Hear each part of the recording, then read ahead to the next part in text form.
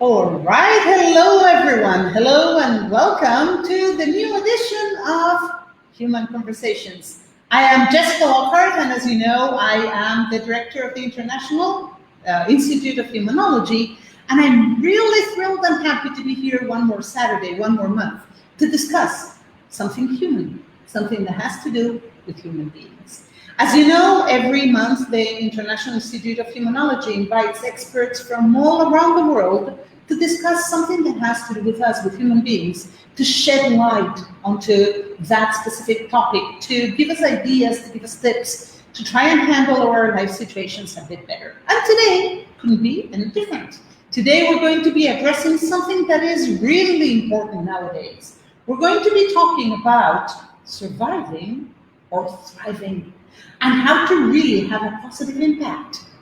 Today, we're going to be trying to give you ideas, and to do so, I am really excited and really happy to tell you that we have one very interesting panel. I'm going to be introducing the different panelists right now. I'm going to be presenting them all to you. Remember how this goes, all right? We're first going to have 3 questions that the 3 experts are going to answer. So you have a complete set of answers and therefore a very complete set of points of view. After that, you're going to be able to ask them your questions. This is an interactive event. We want you to pose your questions. We want you to leave the session with no doubts. So if you have any questions, please use Messenger. You have the chat system. You can write your questions there, and we will make sure our experts get your questions and have the chance to respond, to answer them. So we're going to go ahead and we're going to start introducing the 4 speakers and invite them all to come onto the screen. Hello, everyone. I have the 4 experts now on the screen, and I'm going to be introducing them to you so you can know them all. Let's start by Layla. Layla Edward is a citizen of the world, I would say. She is, let me see, there's some kind of, one moment, we have some kind of retro feedback. Stop the microphone. Let's see if we can mute it. Is that better? Can you still hear me? Yes. Can you hear me? Okay, yes. So, sorry for that, the technical difficulties of being live. As I was saying, let me introduce Layla Edward. She is a first citizen of the world. She's a bit like me. She was born in one country, and one day she lived in many different places. And she is a very multifaceted woman. She is one of the co-founders of Retd and an expert personal consultant, mentor, and advisor. She's also a coach and a trainer. Hello, Layla, welcome. We're very happy to have you here. I think you're connecting all the way from Cyprus, right? Please turn the microphone on if you want to talk to us. Definitely. I am in Cyprus right now, but I can tell you that when I am asked where I'm from, I used to say Iraqo, Lebanese, North American, Venezuelan, and now in Cyprus. So I am from all these places because I have lived long time in each one of them.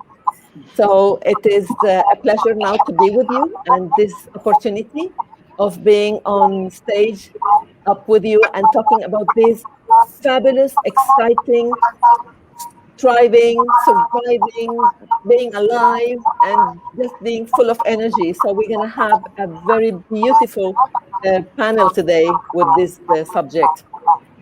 Oh, yes, we are. Thank you so much for being here, Layla. We're really good to have you here.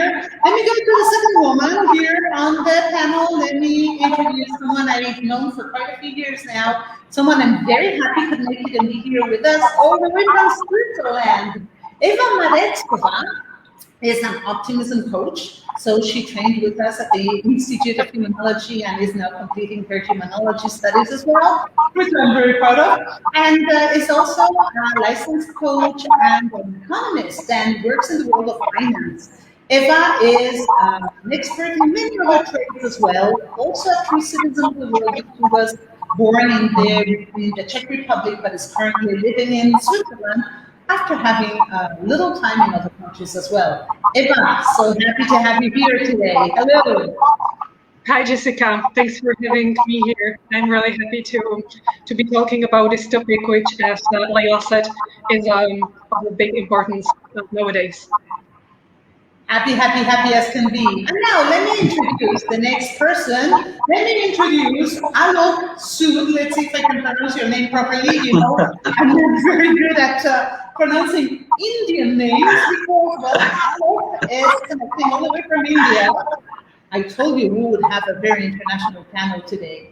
Aalok is a retired colonel from the army who reinvented himself really well and went on to do many things not related to the human being, if I'm not wrong. He is a coach, a master trainer, an author who is about to publish some new books as well, and is working with a lot of people on how to improve their lives and themselves. Am I right, Aalok?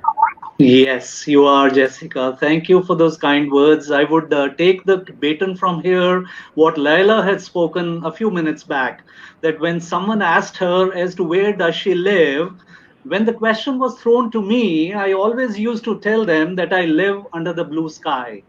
So I have no nationalities, so I am pretty close, very close to what Jessica is going on with the word humanology. Thank you, Jessica, so much.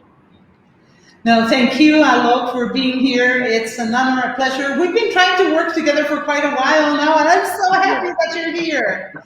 And last but not a least, Jeff Cheah. Again, I hope I am pronouncing your last name properly, Jeff.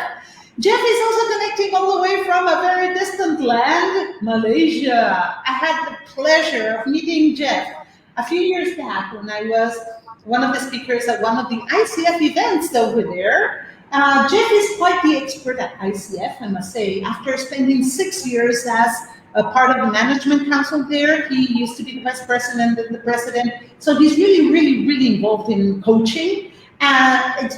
If I'm not mistaken, Jeff, you're very involved in executive coaching. You have a great experience in corporations and entrepreneurial businesses. You've worked in that field for over 35 years. And you are now, I think, fully devoted to coaching. Am I right, Jeff? Yes. Yeah, you're right. Absolutely. Yeah. Well, thank you, Jessica. Thank you. As you can all see, we have a real panel of experts today. Those experts come from different backgrounds and different countries, and that was the idea. We want you to leave today's session, today's human conversation, with a very wide set of perspectives. So let's just go ahead and ask the questions so we can start listening to our experts. The first question that I would like to ask is, are you ready for it? There we go. We live in societies that teach us to survive while demanding us to thrive and be successful. The skills needed for both are obviously different. Well, you know, surviving, thriving, they need different skills. What do you think is the most important skill a person needs to go from just surviving to thriving? And how can that be taught or improved? Layla, would you like to go first?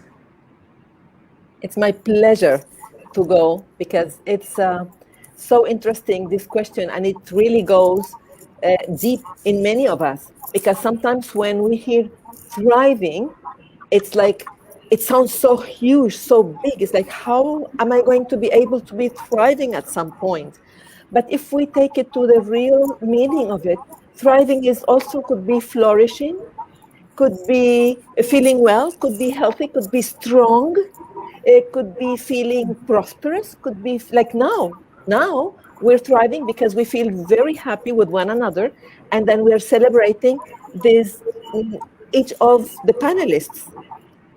So when we talk about that we have been taught to survive, but we are being asked to thrive, at the same time, when a person wants to thrive, doesn't matter if we have been learning or at school they have our circle, they made it square.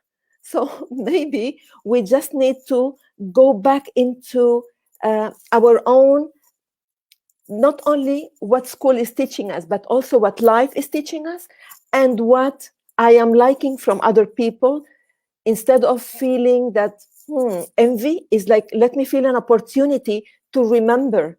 Because in transpersonal psychology, we say that there are like our dark side, but there's also a golden side. So when I see someone and I admire that one, it's not because I feel bad that I don't have it. It's because there is in me and I am acknowledging in the other person.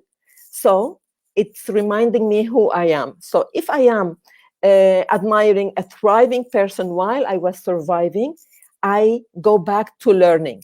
And what is it that we need to go back to learn and to practice? We need the communication. Because at some point at school, maybe we used to talk a lot and then wanted to share, or in life or in courses, and then we were turned down. And little by little, I was not giving anymore my opinion. Maybe I wasn't communicating so much in big families, because whoever is taking like the first place, and I would be silent. So I just need to remember to go back to communicate. And it doesn't have to be like big deal of communication. Just say what I am feeling right now, acknowledge it. Let me check what is it I'm thinking about the situation right now and acknowledge it. And then a little bit of daring to say it. So communication, I would say, it's something that we need to reconquer, because at some point, maybe it was taken out of us. We need some critical thinking in order to go on thriving and get away a little bit from the surviving. And the critical thinking, I can put an example here, because despite the fact that I could be an employee somewhere, because right now maybe I don't have the means to have my own company or so. So if I am working for someone, but I have my critical thinking, so I can thrive within a space of others maybe could be surviving. So I can be strong, flourishing in that space that I was giving the opportunity to work. And I don't have to be silent, just obedient and following whatever I have been said, but I can give also my wording, my opinion. What is it that I can, what would I do in that case, etc., etc. So critical thinking, is it very interesting to move from surviving into the thriving. I would say also problem solving, because in our everyday, there is a lot of peaks that we may touch, and then we may be overwhelmed thinking that they are problems. But if I transform the way I think about it and I say, okay, this is an opportunity for me to find, because when I do private sessions, I focus in problem solutions, and I do it through the positive way, because that's why we are here now as human conversation, and we need to go to the positive way or this expansive way. So we need to have an openness to problem solving, thinking about it as an opportunity for me to check how many ways do I have in order to face that situation that's happening there. Resilience, oh goodness, how necessary is that? Because when we are in a surviving mood, we can allow to be pushed around many times, and sometimes could be through verb, that some people can say something to us, sometimes is attitudes. And what we need is to have that inner power that we can just bounce back up. Yeah. So it's not to be just like a volleyball, that because I was a champion in volleyball and I remember that is bouncing back, but as a human, okay, I fell, okay, I did something, maybe it was wrong, so I can just bounce back, learn it, and just be there conscious, because the consciousness is what's gonna give me the chance to move away from that square bit of a surviving mood that I was maybe taught of, or I was maybe obliged to. If I have a big family and I would have loved to thrive in a certain area, but I had to take a job and just do it and then put my neck down, so within it. I wanted also to talk about adaptability. I am sorry, Layla, we're running out of time, honey, because I understand. I'm sorry, just 1 second. You only have 1 second. You can add that at the end if possible. So, sorry, because we also want the others to give their opinions. I'm really, really, really, really sorry. Aalok, would you like to please answer the question yourself? Open your microphone, please. Go ahead. Microphone, please. Okay, there we go. No, you have to open it. Yes. Go ahead. Okay. All right. Well, I would like to take off from a little lower platform for us to understand the things very, very clearly. Before I do that, I would be giving you a lot of acronyms here. My first acronym to answer this question is KURA, which means K for knowing, U for understanding, R for realizing, and A for application. To put it across little bluntly, we generally know something, and hindsight, at the back of the mind, we may not be knowing it, but we still claim that we know it. The catch comes when you may know it, but you do not understand it. And to take it further, you may understand something and yet you do not realize the depth of it. That is the R. And now I will come to the finale, that is A in the acronym KURA. A stands for application. Friends, we may know something, we might understand it as well, we may realize it too deep within, but when it comes to application, it's a big no. Because to make a change in ourselves is not so easy. So when I said that I would like to go down a little, I would like to ask, who creates the society? Or does the society create us? Do we behave as per the norms of the society? Or we create our own environment to create the society that we want? So if I have to answer this question as to what is that one skill set that we need to be a thriver vis-a-vis a survivor, I would say that that skill set is clarity of objective.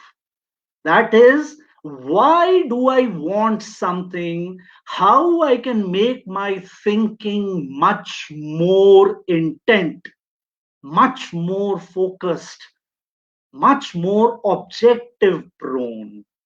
No, I'm not asking you to be subjective or to lose subjectivity. You can be subjective, that is, think from the heart. But if your objectivity is clear, your thinking is one aspect which has not been taught to us ever.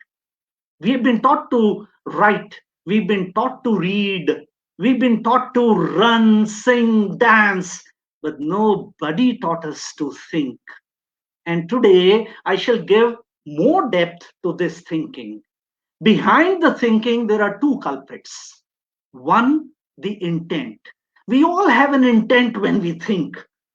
And the second culprit is the emotion. What kind of an emotion do we have behind that thought? And medically, it has been proved that each thought has an emotion.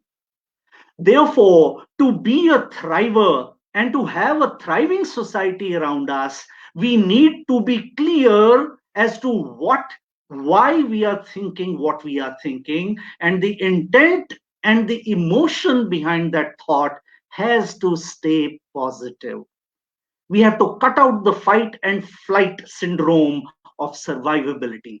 We have to get onto being a thrivian and to have that thrive property characteristic behavior in us by having that clarity of thinking. I would like to add one more aspect which we have forgotten. After thinking comes the aspect of visualization. Before the words and the action. Therefore, your faculty must have the powers to visualize. That will crystallize your thoughts. And when I say visualization, that also needs to stay positive as possible. It is only then that you will be able to make a major change from being a mere survivor to being a person who can thrive and create an environment which thrives on its own, as brought out by Layla, prosperous, growth prone, flourishing, strong, healthy, and what not. That's what I feel how we can take on to this first question of changing ourselves from being a survivor to a thriver. Thank you. Thank you so much, Alok. That was really interesting. I see that there are some common topics coming up in the answers. We will address that a little bit later. Jeff, would you like to take the floor now and answer the question yourself? Yes, thank you, Jessica. Yeah, I mean, I am also, besides an executive coach, I also have been a business coach for the last 1 year to 14 entrepreneurs, emerging entrepreneurs. And what we discovered and from the business environment is how they move, not just from surviving to thriving, actually, is also when COVID happened, when there was a lockdown, some businesses actually was locked down for 2 months, and they actually died. Their business died, and then they moved from dive to survive, and then to thrive. So we are looking at surviving to thriving, and I did look at analysis of what happens to them over the last 6 months to 9 months over the period. And some of the things that came out was like there was a sense of urgency in what they want to do. In other words, they move quickly with whatever tools they have, whatever innovation they have thought about, and make changes to what's going to happen. And they also do instant change based on market demand. In other words, everything got to go fast, yeah?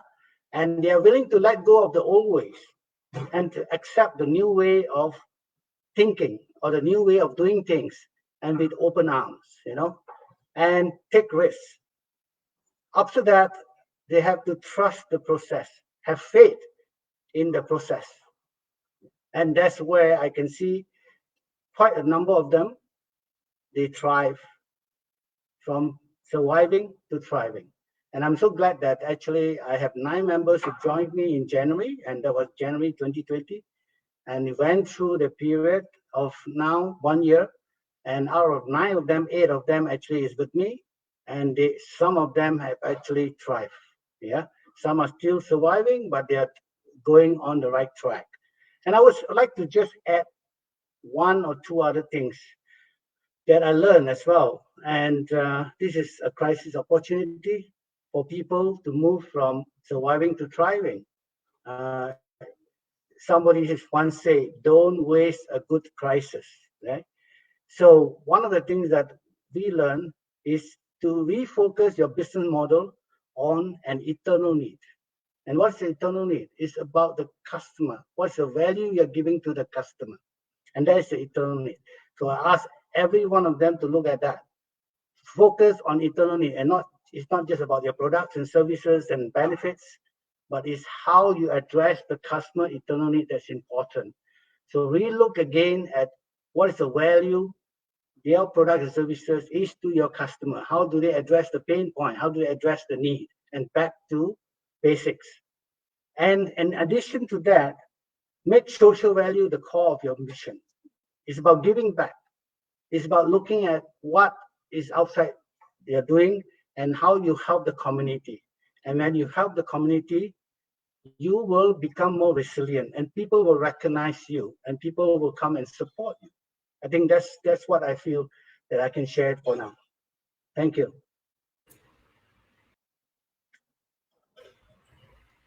Okay, no, I'm used to the other systems, and that's why we're shifting the screen not very elegantly today. Please forgive us for that. Thank you, Jeff. Yes, I think that there's a lot that we're going to be discussing later, all of us, because I think everything you're saying is really adding up to this view that human beings need to have today under the circumstances. Eva, would you like to go next, please?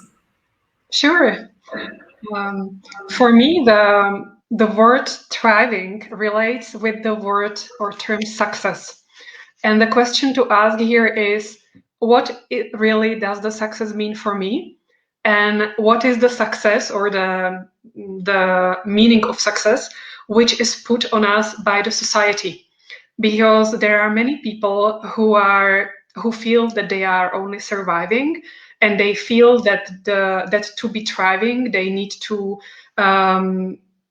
fulfill or obtain some achievements which are dictated by the society or their surroundings or their family.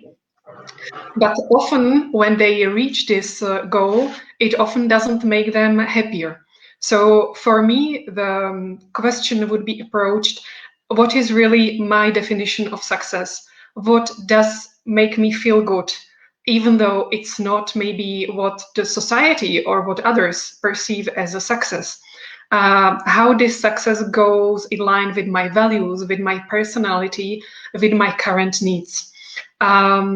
Then how can I use my talents to obtain this, to be thriving and to have this success?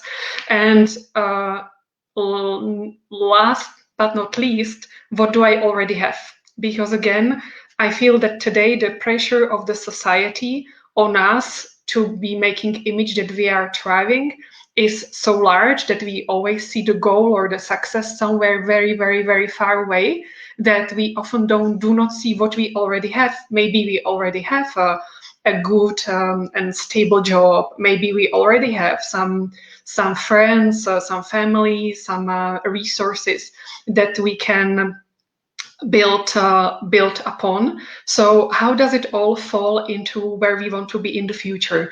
Now, if somebody finds out that to be really thriving or that to live his own success is something very different than what he or she has today, and this is what I see often with my clients who are going through a career transition, then maybe my advice would be, don't put a pressure on yourself, especially now in this environment. Evaluate what are your needs, how fast can you go, which risk are you comfortable to take. Maybe, as was said before, maybe it's good to take a risk, a leap of faith, and start your own business. And maybe not. Maybe it's just good to build on what you have already and start building or making small steps toward your success, in your own pace, in your own comfort zone. And then maybe one day you will be ready to make a bigger change. Then to the question, how can this be taught? How can we teach ourselves to be thriving? So again, first of all, it would be to really questioning ourselves about our values, about what is really important for us, to really understand who we are as human beings. What is, as a humanology says, what is in our personal sphere, what are our beliefs, our personal essence, our dreams, visions, and so on. So really, do not skip this step, self-reflection, self-questioning, and then, make small steps from there. Thank you, Eva. Yes, know yourself, understand yourself, and then take action. That is one of the mottos that we use at the Institute of Humanology and that we try to teach our clients. So everything that the four of you said as answers to the first question, I think fits into that idea that we have at the Institute. We need to know ourselves. We need to understand ourselves and then move from there on. Let me ask the second question. Let's see what answers our four experts give us. The next question says, those of us who survive, who just survive, are usually too busy doing it to focus on anything else. Those who thrive are the ones often helping others grow. How can thrivers have a more positive impact in society? What can they do to help people be better? So we have survivors who can barely do anything else. We have thrivers who are all the way up there. How can thrivers help others, and how can they help society? Jeff, would you like to be the first one to answer this question? Yes, thank you. Yeah. So I would cite an example how a driver helps society, and during the pandemic, one of my what you call business entrepreneur who owns a seafood restaurant, and do a lot of deliveries and takeaways, and this is by Grab Food, by Food Panda, some of those companies that do that. And she noticed that some of these people who are delivering the food, right, uh, even during lunchtime, they sometimes skip their meals. And what she did was she took the opportunity to actually give them a packet of meal. That means, in other words, if somebody order some food together, yeah, and they will contribute to that packet of food for them to have lunch or whatever, yeah, and that actually helps them, yeah, helps the delivery people, and in a way that this was known to the community and also to the media, and it was publicized, and she got interviewed, and people say that, wow, you're helping the community, and people come forward to help her as well, and patronize the restaurant. And that is something that you actually give back to the community, and at the end, you get back, and your business will thrive, and that is part of a thriving society. Is again, make social value the core of your mission. I think that is one thing that you can do. Thank you, Jeff. Very interesting example. Thanks for sharing. Layla, would you like to go next? I would love to do that. I wanted also to put the time, but no worry about it. I wanted to tell you that to help is our duty. It's our duty to assist, to help, and to teach, because I don't think I was born thriving, and more yet because I was born in a very surviving family after a father that died, and my mother was still pregnant with me. So just imagine that situation. I don't see it in a thriving bit. I see it in a surviving bit. But since we had the way to get out of it, because the transition was okay, and the transition wasn't out of the air. I did learn some skills. I did have to decide, because when we're so busy working for others, of course, or for our family, or for our studies, or for our bosses, we forget about ourselves. So I will call upon every person that is very super extra busy to just take some breaths and remember that if I am with myself, and if I am feeling better in myself, I'm going to be also better for others. So this helping, it comes from to create a way to reach these people. And as Jeff told us, well, we have to go online because of all the COVID, what has happened. I have been working with people since 1994 and helping them with transition, either in groups or in private. But I think COVID have given us the opportunity to reach so many other people, like you have done today with us. You are in different continents today with us. So that's what every person that is thriving, we also need to be careful not to be so busy thriving, and just take also a step back, look and see how can we offer to the surviving ones, and could be from small to big. For example, if these people are putting too much time into a place where the thrivers, we can see that it's not giving them a good result, we can introduce places. For example, I was in Panama once, working also, like 3 months I stayed in Panama, and I noticed that people go to the cafes to have their lunch. So I went to a cafe at lunchtime to give talks. And of course, in that moment, other people that they finished their lunch and everything, so they can call me whenever they need me to help them get out of that continuous circle that could be running after things that they must and not only want. So here, with, for example, as you say, Grit Academy, with the Grit Academy, we go so the person rediscover themselves. So they take in a whole week some few minutes or maybe a couple of hours to just consider their qualities, their talents, their thoughts, their focus, their fears, their stresses, their dreams or their desires, and how can we go over every bit of this. Also teach how we can adapt our situation to whatever, where we are and where we want to go. So the adaptability, it still need to be there, and the flexibility.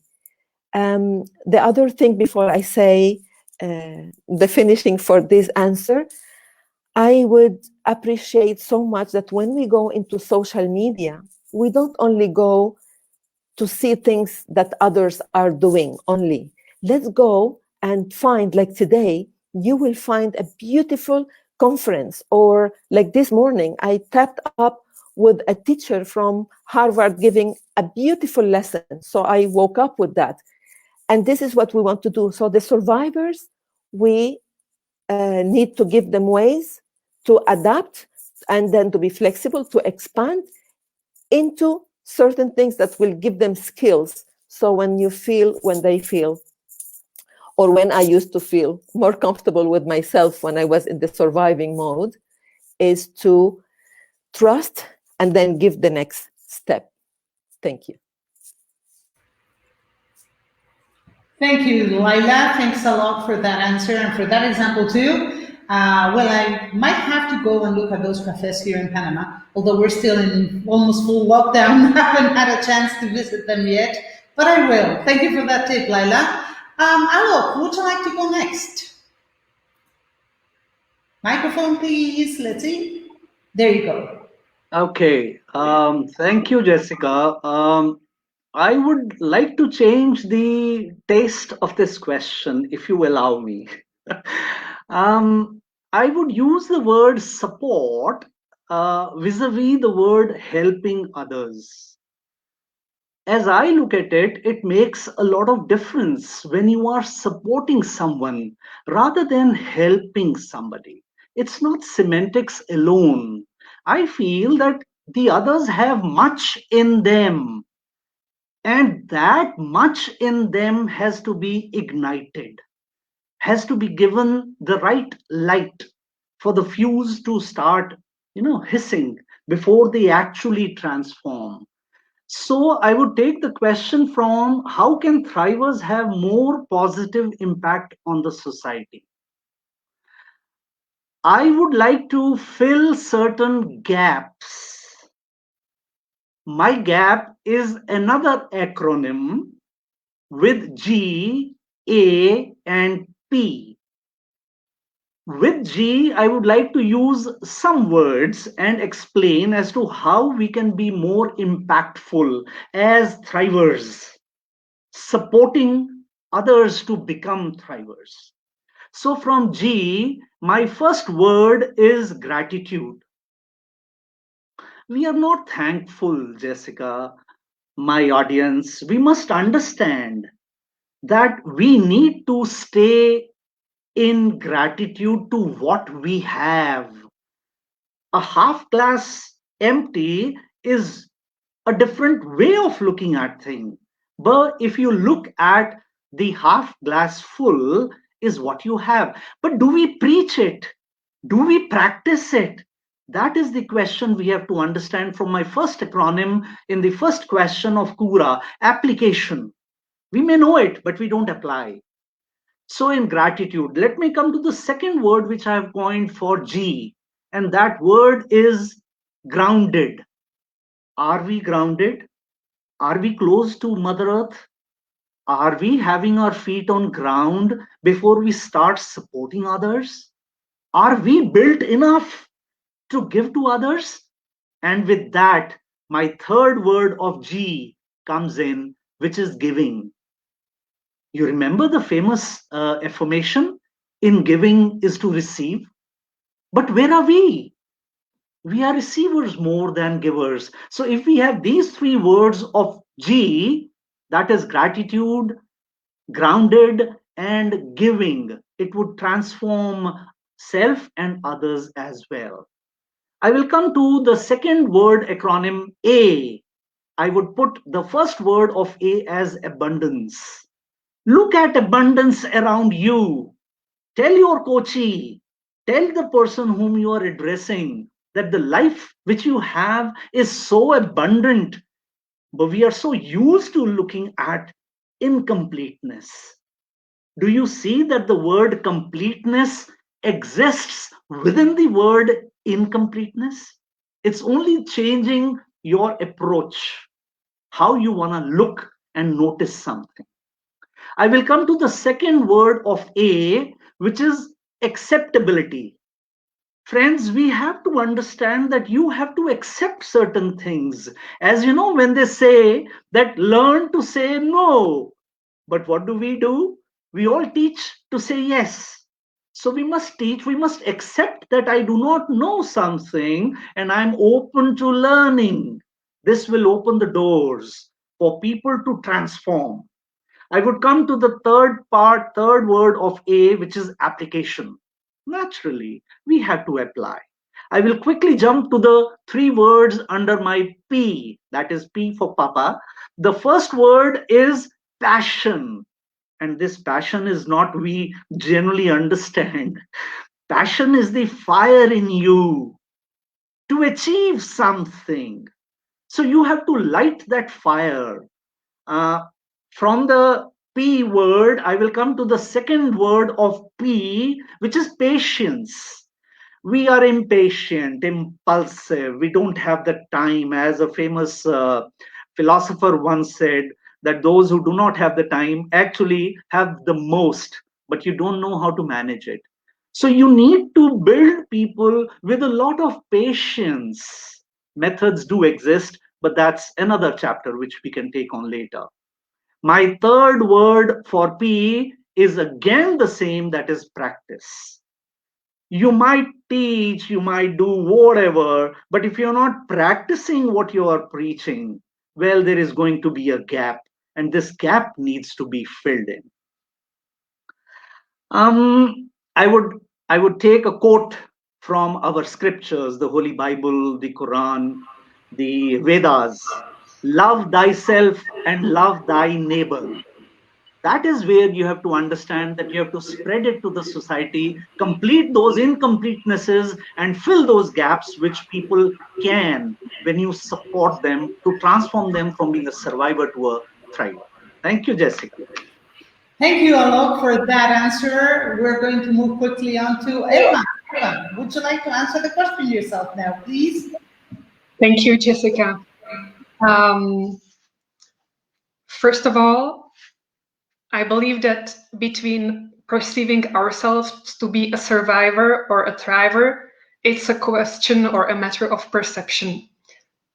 If you see yourself as a survivor, maybe you are very, very busy, maybe you are taking care of children and of your parents, and maybe you work all the time, just, give yourself a credit for what you are doing already. Many people, they see themselves as survivors, and they don't give themselves the credit for all the effort and all the hard work they are already doing.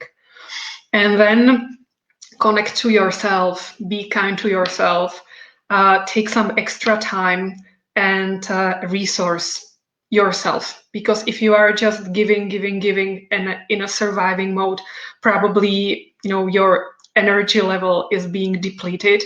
So then really the advice is give yourself first, resource yourself.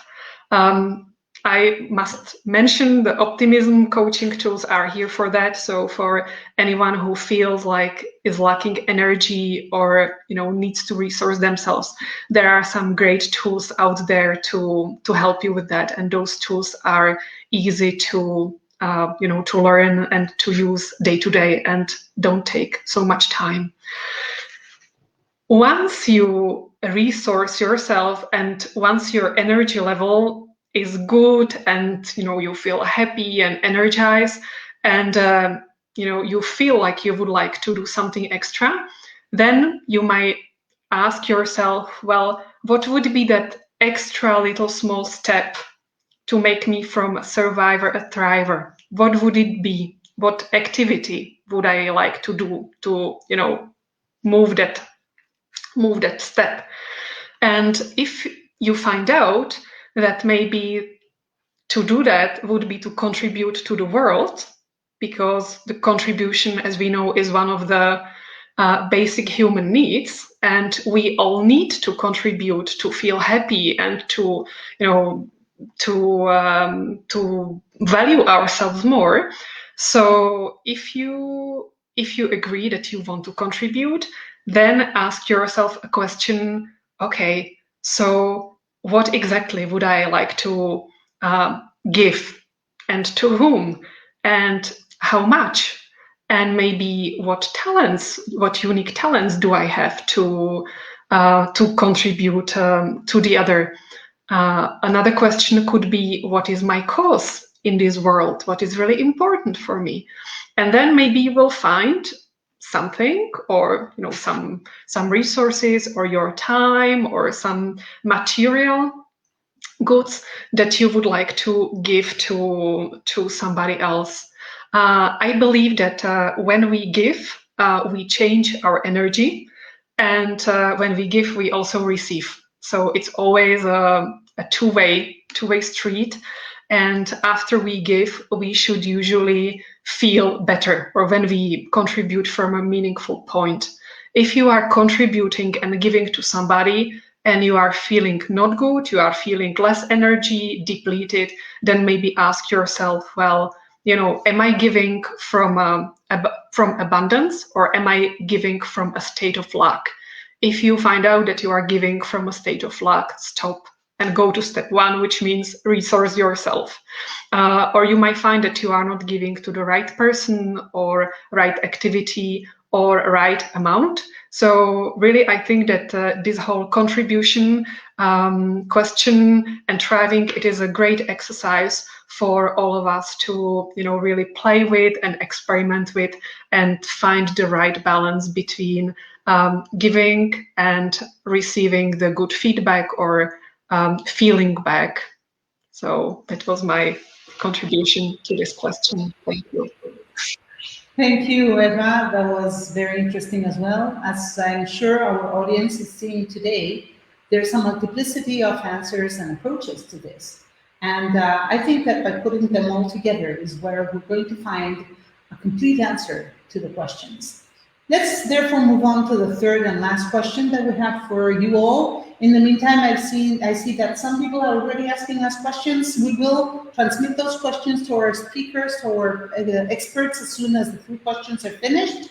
So if you have any other questions, to those of you watching us today, just go ahead and write them on Messenger, on the chat service, and we will make sure the experts get them. The last question says, what is, in your opinion, something people should not do if they wish to thrive? So whenever we have somebody who needs to thrive, what is it that they should avoid? Aalok, would you like to be first this time? Let me attempt this question with do's and don'ts. And the question does speak about what are some of the things which we should not do. The first thing which I feel is the selfish love that we have for ourselves. This needs to be addressed.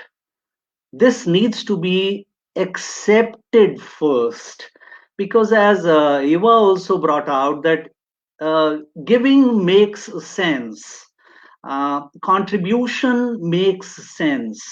And when we look at contribution or giving, it so happens that in case we are selfish ourselves, it doesn't work. So you have to transform and change yourself from selfish self to selfless love for self. You're not selfish in that. You're just a giver. You don't see who, how much, when, what.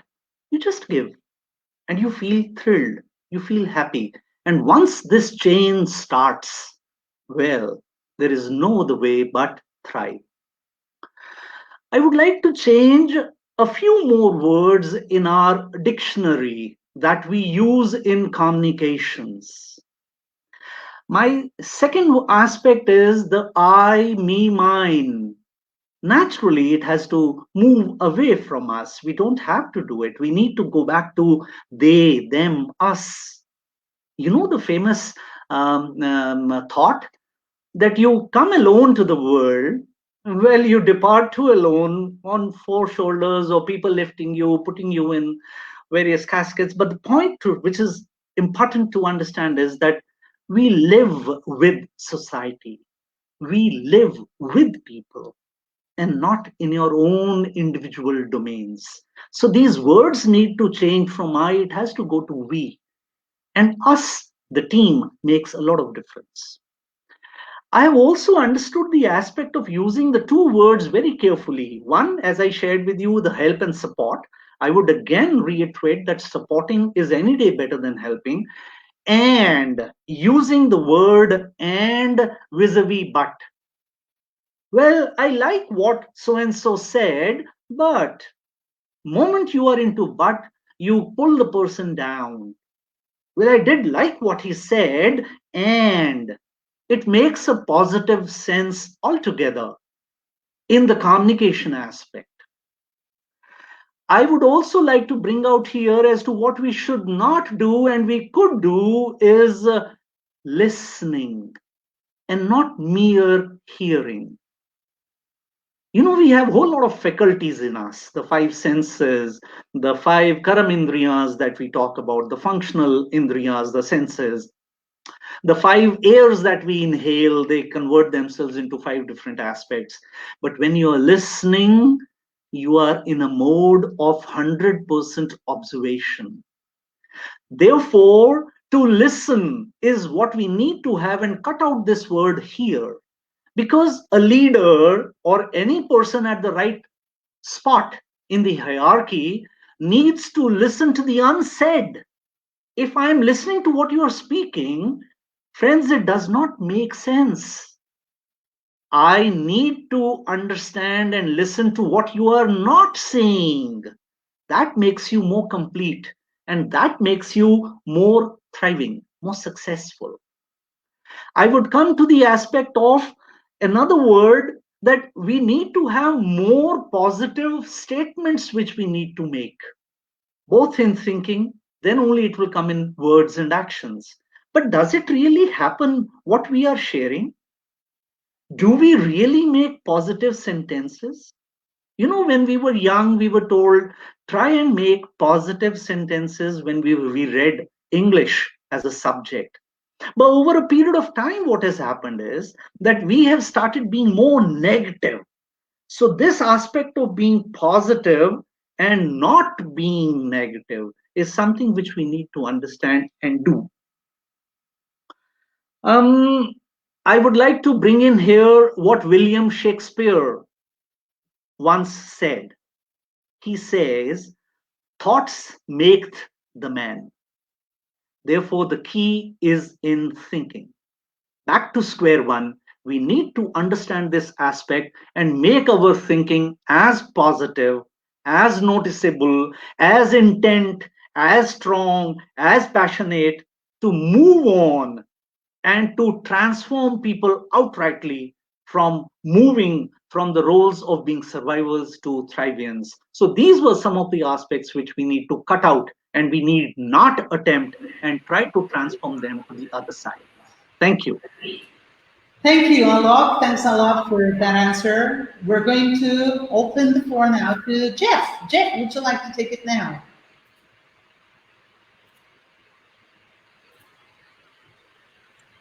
Okay, thank you, Jessica. Right.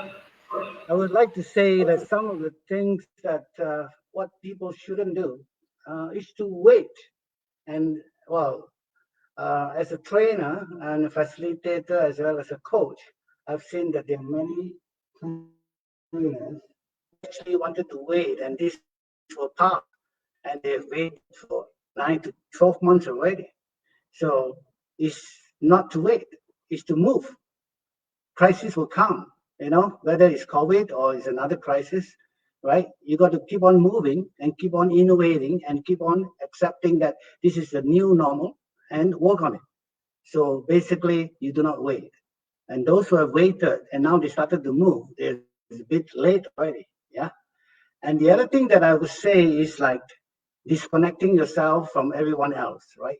It's a time for you to actually connect with people, connect with partners, connect with the community, to see what they are doing and how you can collaborate with them and to do great work out there together. And that's what I feel that we can do, right? And what Aalok has said, to have a negative mindset, right, is to look at things positively. There's always, they call it a silver lining, yeah, in a dark cloud, right? So there's always something that you can see that you can do and carve something for yourself. You may want to go into a new area using your strengths that you have to go into a new territory, right? Or using your current what you call business opportunity and dive deeper and get more results from there, right? And of course, the last thing is about being selfish, right? And keeping everything to yourself. But if you were to be able to share what you have and share it openly, abundantly, and you find that people will start connecting with you and start accepting you and start actually collaborating with you and give you additional opportunities out there. And I was also looking at two other things that that people are looking at in this current situation where COVID. It's also about whether you are business is, do you need a location or do you need to have it together at the same time? So it's a question about where, when, and where of your business operations. How important is that you got to be together, and you got to be together at the same time in terms of physical as well as time. So take an example like a restaurant business, right? From going into a restaurant, and now you're talking about takeaway, yeah?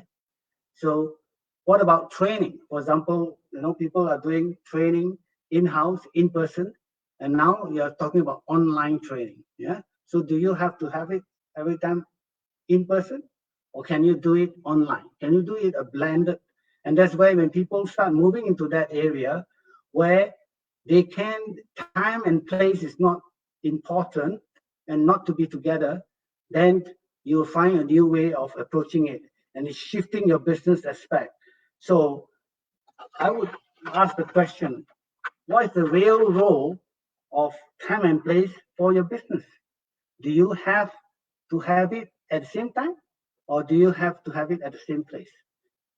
All businesses now have to look at it and say, look, we cannot be having it at the same place. We can have it online or a blended version, right? And we don't have it to be at the same time, so we can have somebody looking at it without being there, yeah? And you're not there, but still things move. And that's time and place is so important. Thank you. Thank you, Jeff. Thanks for that different perspective. Layla, would you like to take the floor now? It is a pleasure. Thank you, Jessica. And thank you, Jeff. And thank you, Aaron. Aalok. Trying to remember everybody's name. It's a wonderful thing. So the question of do's and don'ts, I will start by saying, if I dare to say don't do something, because every person knows at some point what should do or don't, even though they don't acknowledge it. I would say don't ignore yourself. Don't put yourself aside. Don't push yourself extremely hard. Sometimes we need to do a little push because this is full of energy and then we have it. And why I do these don'ts? I am, as a introduced me, but I'm also a birth facilitator. So I see human beings being born, helping their parents, and I am also I support the people that are dying. So I support with POA, and I am present of doing this transporting like the consciousness on that moment for the person that's dying and the people that stay alive. So how we do that transition. I started from there because it's the curiosity. I know every one of us, when we are born, we have everything it takes to thrive. So since we have it in our DNA, and at some point we kind of lose it, that's why I am so interested on what are the needs of the people. And then first, when I say don't ignore yourself, it means that we need to take care of ourselves, of our basic needs. So right now, it could be a survivor, but I need a good air, I need a meal. I won't say good or bad. I need a meal, I need an air, I need my psychological points that they can be straight and fine. Meaning I need to know that I am healthy. My mind is healthy, my body is healthy, my needs, my basic needs are met. And after this is taking me back to Maslow's pyramid of needs. So after I have those needs met, so now I can start thinking about something more. And supporting society about thinking something more, maybe they can see here this word grit, that this Grit Academy. And actually, this grit is a reminder, and also it's an academy that I can register in, but it's a reminder of growth. The R is for resources, the I is for inspire, and the T is for transform. So each word by itself, it has plenty of information. So growth, because we never stop growing. Yeah, not only growing in size, but growing mentally, growing in our emotions, growing in our behavior, growing in our friendships, growing. So we want to continue thinking of ourselves as continuously growing people, because the time I would say, okay, I've grown enough, I'll stop here, and this is not really will help us to thrive. It will kind of put a break and stop wherever we are. The resources is because we are full of resources. And this is what we, you, me, everybody that is listening, we need to go back and remember or rediscover or find out or ask others to see what do they see in us that I am not seeing in myself. But the resources are there. And then the idea of rediscover them is how do I put them into my service and how they are going to impact my life and my outcome toward others also. Because now we cannot, as we have heard already, we're not thinking only of ourselves. So that's not enough. We need to think of ourselves and others. So the inspire, of course, I can be inspiring, but here inspire has a double meaning. Is the inspiration, like nature inspires me a lot. Each one of you here is inspiring me a lot, but I also work with conscious breath work and sometimes connect the breathing. And this is the inspiration we want to remember that is part of our humanity. And then we breathe, even if we want or not, we breathe until we die. And the idea here is to have mastery of whatever we already have. If we have our resources, let me get back to them and remember what they are. If I have the inspiration, let me really practice it and let me have mastery over my breath, because this will definitely change a situation. It will change a point of view. It will change a thought. It could even change a panic attack. So the inspiration, the breathing, it can change a lot in me when I have it like so conscious.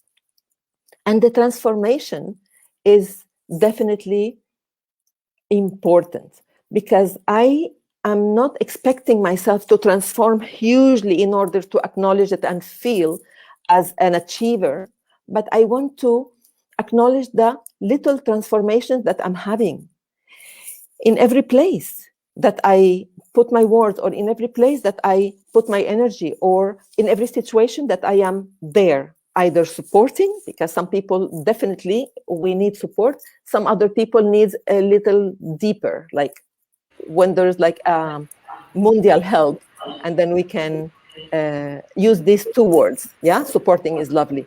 There is something with the sound that is very strange. So anyway, I wanted to remind you also that for us to do is to remember all our senses, because when I am comfortable at what I'm seeing, what I'm listening to, what I am flavoring, what I'm smelling, I am very much into my senses. And from there, I can be stepping on a very steady earth. And from there, I can always give my best. So this takes me back to don't ignore yourself. I remember something before giving the microphone back, that before we used to hear a lot of, don't just stand there, do something. But nowadays, what do we want for humanity to do? Is like, don't just do something, stand there and listen. So we can learn and we can support and we can expand. Thank you. This is my contribution to this third question. Thank you, Layla. Thanks a lot for that answer. I would like Eva to now take the floor and answer this question, please. Thank you, and thank you to everybody for already giving valuable answers. So the question was, what should we not forget if we wish to thrive? So here I would like to conclude, just go back to basics, and let's not forget about our physical dimension. That means our environment and our bodies. So we are all part of our physical environment, like it or not, and our physical environments are influencing us more than we think. I'm a big fan of the Chinese discipline Feng Shui, which is studying how the environment is affecting humans' well-being, health, and luck. So maybe first of all, you might want to inspect your environment. How does it look like? Is it clean? Is it organized? Is it organized in a way that you feel very good when you are at home, especially now during this period when we spend so much time in our homes, home offices, and so on? Does our environment energize us? Do we see some inspiring objects near us, some plants, and so on? So really, make sure that your environment makes feel you good. And then the second point, inspect how you feel. And this is what Layla already outlined, the dimension of feeling in our physical bodies. Because even though we do so much today with our mental dimension, with our mind, we do exercises, we do affirmations, visualizations, questioning, and so on. But at the end of the day, all the responses, or the fastest way how to get to the response, is simply listen to what is happening in our bodies. And this is what we are, again, learned to forget a little bit. So just connect with your body feeling. How are you feeling right now? Are you feeling energized, relaxed? Then you are probably on a good road to thriving. Or on the other hand, are you feeling tired? Do you have pain somewhere, or a tension in your shoulders or in your belly when you are facing some situation or person or a decision? So just think about, okay, what does my body try to tell me? And for me, thriving is most of all feeling good in our physical bodies. So I believe that when we just go to the direction when we have a good feelings in our bodies, we go to thriving and health. And when we go towards situations and people that make us feel tense and not so good, that then we are going, away from thriving rather to this surviving mode. So maybe my last comment would be just go to the situation and people that make you feel good in your body. Thank you. Thanks a lot, Eva, for that last answer to our last question. As you know, well, we're going to now open the floor to the questions from the audience. If you have questions, we already have a few, and I will be reading them. If you're listening, if you're watching, and you have any other questions, don't forget, write them down so we can ask our 4 speakers for their answers. We now have them all on the screen. You can see them all. We can address your questions to one of them or to all of them. I'm going to start reading the questions. If you just want to answer one of the questions, you just go ahead and give us your answers, okay? So let's see. The first question that I want to share with you is question from Mr. Sood. You spoke about gratitude. How can we feel grateful if the world doesn't allow us to thrive? Look around. The world is a mess. How can we be thankful? There is a comment that somebody else made that I think is related to this question, so let me please read it. It says, I feel being thankful is a choice, and as a choice, it is irrelevant of outside matters. So, Mr. Sood, the question was directed to you. I will give you the floor first. If anybody else wants to answer the question and contribute to the answer, of course, by all means, feel free to do so. Aalok. Microphone, okay, wait, there you go. Well, I would like to take on to this question in different manners. My first one will be the Pareto's law, which speaks about 20-80 principle. 20% efforts must yield 100% or 80% results. We use it in management too. I would like to put across another ratio in front of you. 10:90. 10%, heavens are gonna fall on you, rest assured. But 90%, you make heavens fall on your own self. If you go to the depth, delve deeper into the depth of these two ratios, the person who's asked this question will start understanding the words which all of us used: abundance, giving. That is the time you would start looking around deep inside yourself and deep around you and see what you have vis-a-vis what you don't. And a time will come when you would realize that what you have is so much. And friends, what you don't have, you may reach it, you may not reach it. But what you have, be abundant in your thought, and it is from there that you start being in a state of gratitude that what has been given to you, and you feel abundant inside of you, your energies go high, and it is that point when you start giving it to others what you have.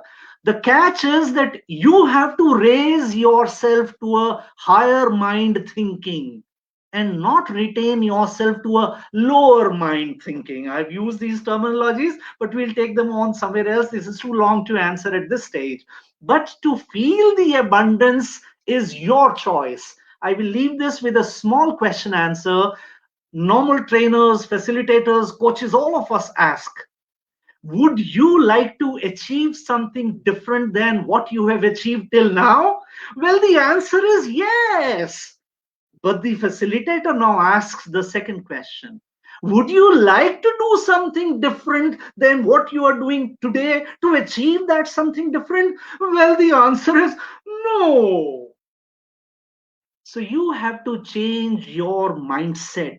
That's the choice which you have, nobody else. So you start from you and you move outward, inside, outside. Thank you. Thanks a lot, Aalok, for that answer. Anybody else would like to answer it before we move on to the next question? Yes, go ahead, Layla. I will go to the first question I heard, like, look around, how can I be grateful of every mess that's going around? What I think is like when I wake up in the morning, I want to say I as I'm saying you, yeah? So when you wake up in the morning, the first gratitude is not what is going on outside, is what is going on inside, yeah? So in this combination of your what you feel and what you think, and from there, as soon as you figure out what's going on in there, you have the choice to do the changes. So this is in a small version. So if I practice to do this little change in my emotion, higher it up if it's very low energy, and my thought, maybe transforming it if it's very limiting, and then from there I will reach the following person. Who is it? I don't know. My husband, my wife, my children, my neighbor, somebody on the phone. And then this will be an action. I would love to do this. I would love you to do this. And then when you practice it, please write to any one of us and tell us your result, because it is effective. Thank you. Thank you, Layla. Anybody else? We move on to the next question. Okay, Eva, go for it. Okay, I don't want to make anyone upset, but I think that sometimes we don't realize that when we are born, we are not born into the perfect world, and there is no guarantee that things and life will go as we want. So there were always wars in the human history, there were always poverties, there were always illnesses.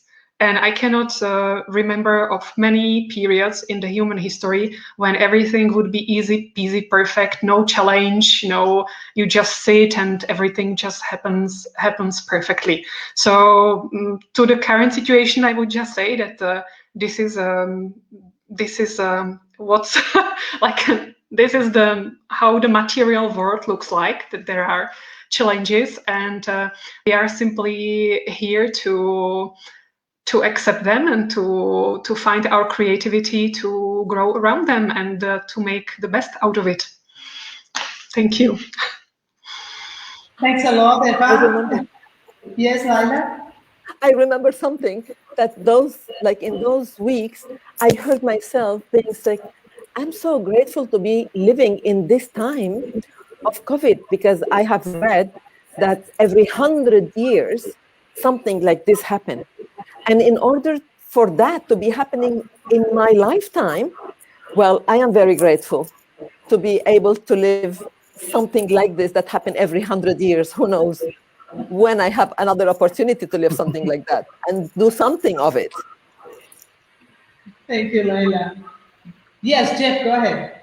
Yeah, I think just a little share on this. As someone who say that look around is a mess, but when we look around, we also can see things that we can be grateful about.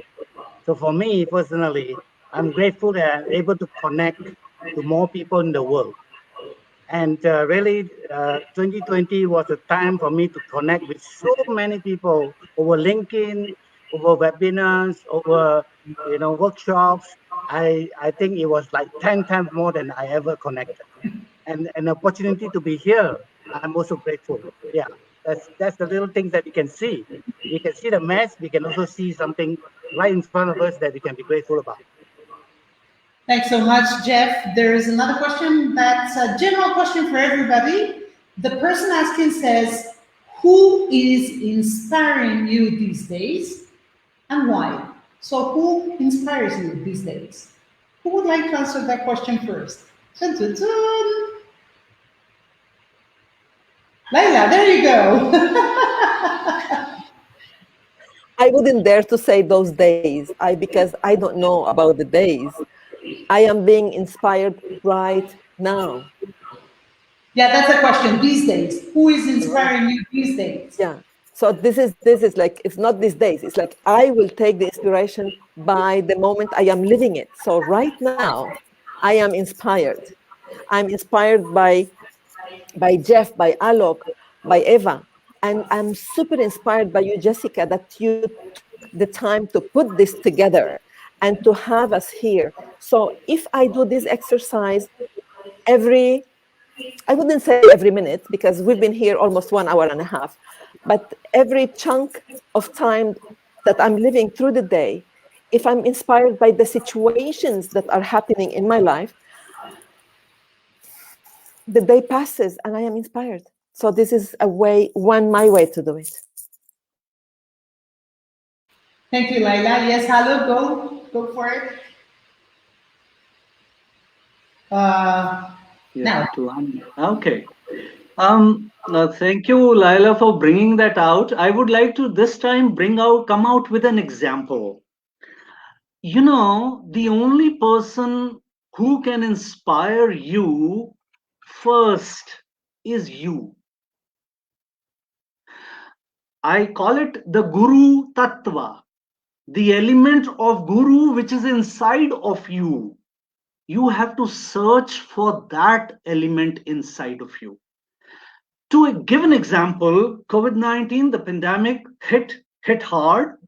We were all in varied situations and varied environment around us. You know, the cook inside of me woke up. I was all alone. My better half was 300 kilometers away, and I had to eat. And I could not depend on anybody else sending the stuff to me because I was scared of the COVID. But this was a situation where I used the higher mind, as I shared with you, not the reptilian brain. I used the higher mind, and believe you me, I started understanding as to even how much of salt is to be added through the aroma that I had in my nose, which quantified the amount of salt and spices to go into 20 cuisines, 20 different dishes that I prepared during those 3 months. Did I get inspired? Yes, I did. So it is you who can inspire your own self, none other. Thank you. Thanks so much, Aalok. And next time I go to India, I will make sure you cook for me and I try those foods.